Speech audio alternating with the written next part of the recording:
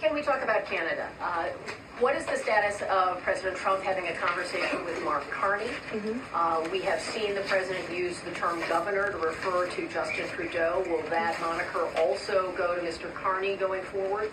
And is the decision to increase the tariffs, is that based on a specific economic metric that he looked at? Is it impulse? How would you describe his reaction to Canada? The president has not yet spoken to Mr. Carney, not since I checked, which was just moments ago.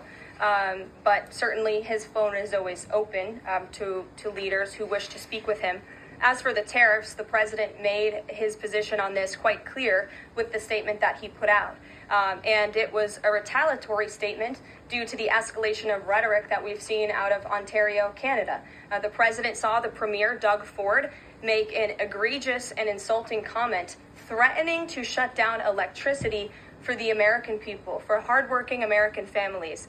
He made that threat. The president saw that and has an obligation and a responsibility to respond accordingly and represent the interests of the American people. So he has made the decision to add a 25% tariff. So now steel and aluminum tariffs will come into effect tomorrow at the rate of 50%.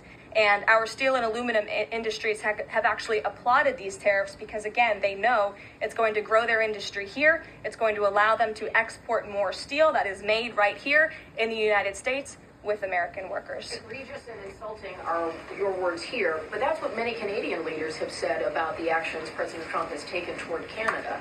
And what do you think the timeline is for speaking to Mr. Carney? Because normally a sitting president speaks to a close ally very quickly when there's new leadership.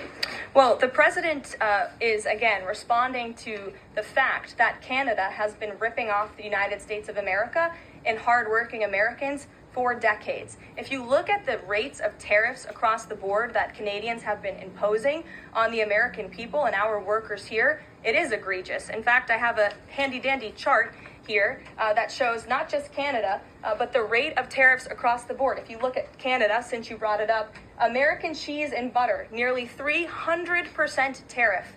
You look at India, 150% tariff on American alcohol. You think that's helping Kentucky bourbon be exported into India? I don't think so. 100% tariff on agricultural products from India.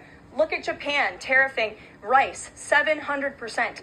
President Trump believes in reciprocity, and it is about dang time that we have a president who actually looks out for the interests of American businesses and workers. And all he's asking for at the end of the day are fair and balanced trade practices. And unfortunately, Canada has not been treating us very fairly at all over the past several decades. To the woman in the